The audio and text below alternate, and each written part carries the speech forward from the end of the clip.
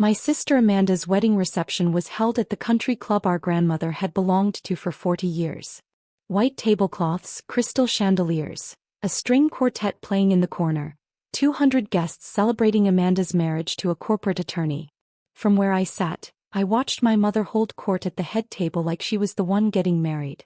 I wore my best dress, a simple navy blue piece I'd bought on sale 3 years ago. Standing next to Amanda's bridesmaids in their custom silk gowns, I looked exactly like what I was. A 32-year-old middle school teacher who shopped at outlet malls and drove a car with 200,000 miles on it. My mother had already made 3 comments about my appearance before dinner was served. Too plain. Too simple.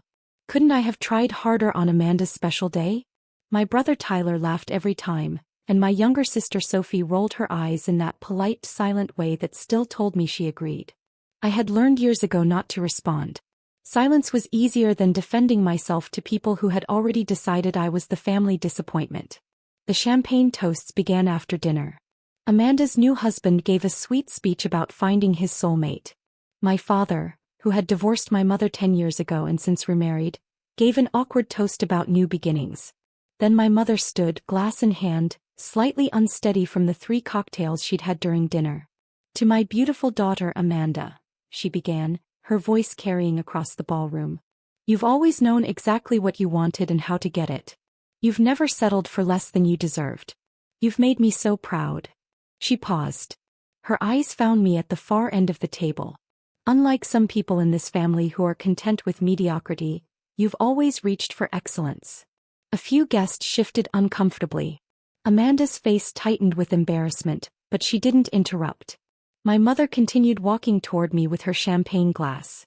"Some people think being ordinary is enough. That a tiny apartment, a teacher's salary, and no ambition are acceptable." She stopped directly in front of me. The entire ballroom went silent.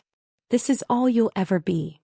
And then she dumped the entire glass of champagne over my head. Cold liquid ran down my face, soaked into my hair and dripped onto my navy dress. For 3 long seconds the ballroom was frozen. Then Tyler started laughing. Sophie joined in nervously. A few of my mother's friends tittered. Amanda looked mortified but still said nothing. I sat there, champagne dripping from my hair, completely silent. I didn't wipe my face. I didn't stand. I refused to give any of them the satisfaction of a reaction. Instead, I reached into my purse, pulled out my phone and opened the email I'd received that morning. The one from my grandmother's estate attorney confirming that all property transfers had been completed and recorded with the county. The one listing me as the sole owner of 4 residential properties in the metropolitan area. The house where my mother lived.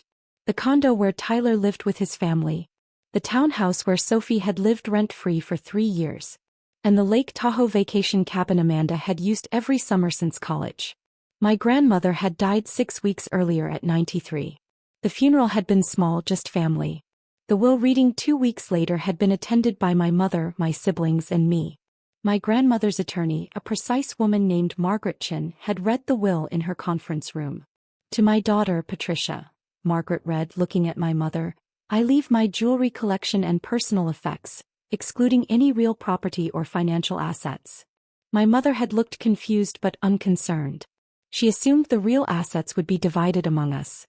"To my grandchildren Tyler, Sophie and Amanda, I leave $10,000 each." My siblings exchanged disappointed glances. 10,000 was fine, but they had expected much more. My grandmother had been comfortably wealthy, owning multiple properties and a substantial investment portfolio. Then Margaret continued. "To my granddaughter Jennifer," she said, looking directly at me, "I leave the entirety of my real estate holdings, including the primary residence at 847 Oak Street, the condominium at Riverside Towers, Unit 403, the townhouse at 28 Maple Lane and the cabin property in Lake Tahoe. I also leave her my complete investment portfolio, currently valued at approximately $3.2 million, and all remaining financial assets." The room went silent. "That can't be right," my mother snapped. "Jennifer gets everything? That's impossible." Margaret handed her a copy of the will. "It's quite clear. Mrs. Morrison was very specific about her wishes. She also left a letter for the family." "Read it," Tyler demanded. Margaret opened a sealed envelope. My grandmother's handwriting, shaky but legible, filled the typed letter. To my family, Margaret read. I'm leaving the bulk of my estate to Jennifer because she is the only one who ever visited me without asking for money. She came every Sunday for 8 years, even when she worked 2 jobs to pay off her student loans. She called me every Wednesday evening just to talk. She remembered my birthday, my anniversary, and the day your grandfather died. The rest of you visited when you needed something. Patricia, you borrowed $60,000 from me over the years and never paid any of it back. Tyler, you borrowed $40,000 for your failed business then asked for more. Sophie, I paid your credit card debt 3 times. Amanda, I've been giving you money for vacations and shopping for years. Jennifer never asked for anything. She never borrowed money. She never treated me like a bank. She loved me because I was her grandmother, not because I was wealthy. The properties you are all living in belong to Jennifer now. You've been living rent-free or at reduced rates for years. Jennifer will decide what to do with them. I trust her judgment completely. My mother stood up furious. This is undue influence. Jennifer manipulated her. We'll contest this. Margaret remained calm. Mrs. Morrison anticipated that response. She was evaluated by 2 independent physicians who confirmed her mental capacity. The will was executed properly with witnesses. She documented every loan she gave each of you, every request for money, and every visit Jennifer made. She kept detailed records for years. You are welcome to contest, but your mother instructed me to vigorously defend this while using estate funds. We left the office with my mother threatening legal action and my siblings in stunned silence. None of them had spoken to me since the will reading, at least not until the wedding, which had been planned before my grandmother's death. Amanda had briefly considered postponing it, but ultimately decided to go forward.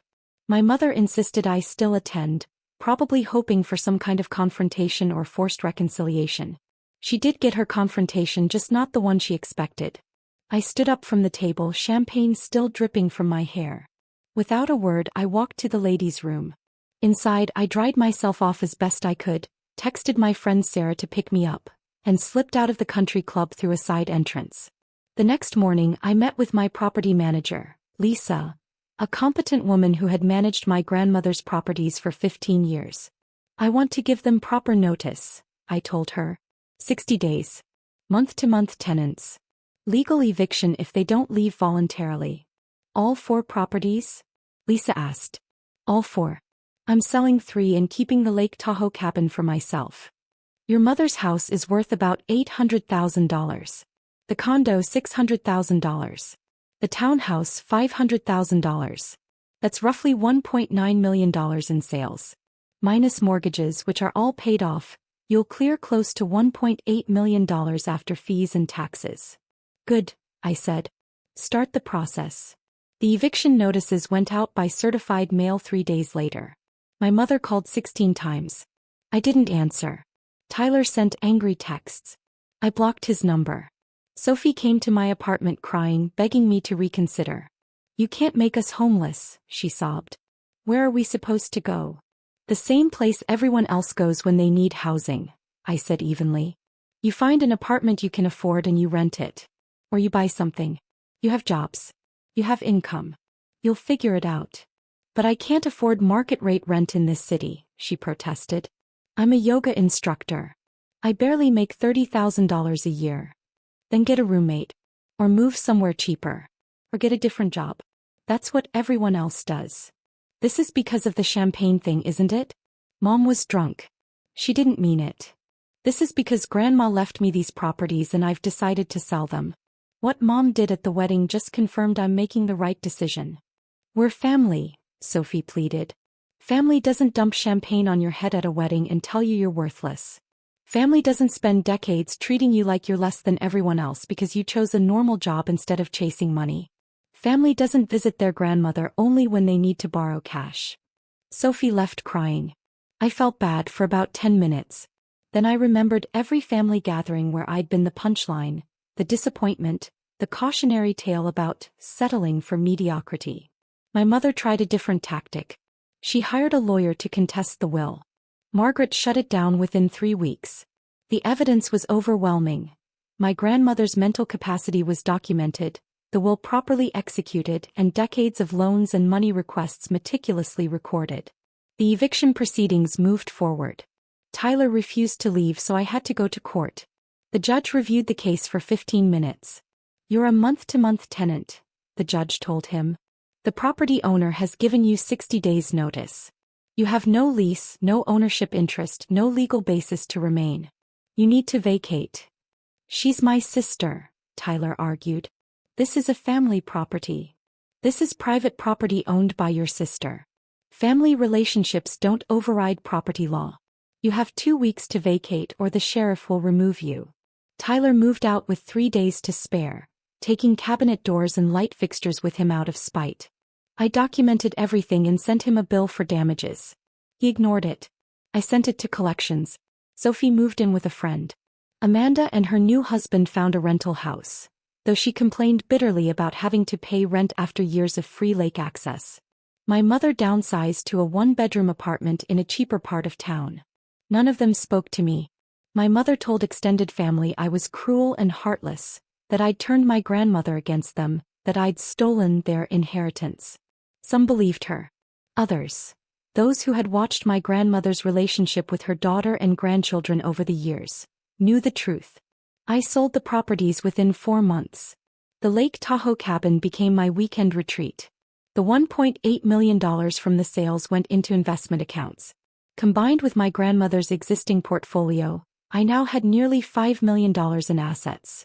Enough that I could quit teaching if I wanted. But I didn't quit. I loved teaching.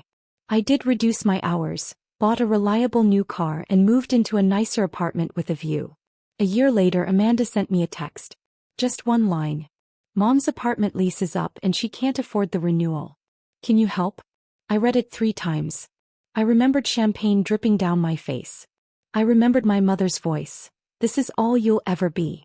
I remembered 28 years of being treated like I was less because I chose purpose over profit.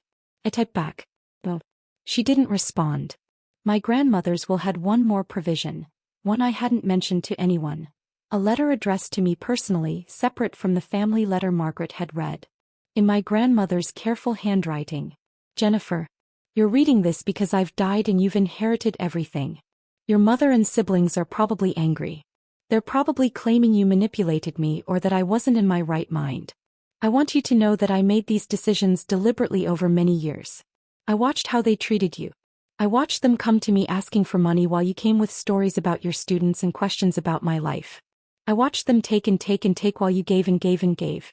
You deserve better from your family. Since they wouldn't give it to you, I'm giving you something else. The freedom to build the life you want without worrying about money, and the power to decide whether they deserve any part of your life. Don't let them guilt you into giving them what they didn't earn. Don't let them convince you that being kind means being a doormat. Real family lifts you up. They don't pour champagne on your head. I love you. I'm proud of you. And I'm sorry your mother and siblings never saw what I saw. Someone remarkable who chose meaning over money and kindness over cruelty. Be happy. You've earned it. Love, Grandma." I keep that letter in my desk drawer. On days when I doubt myself, when I wonder if I'm being too harsh or unforgiving, I read it again. My grandmother saw clearly what it took me years to understand.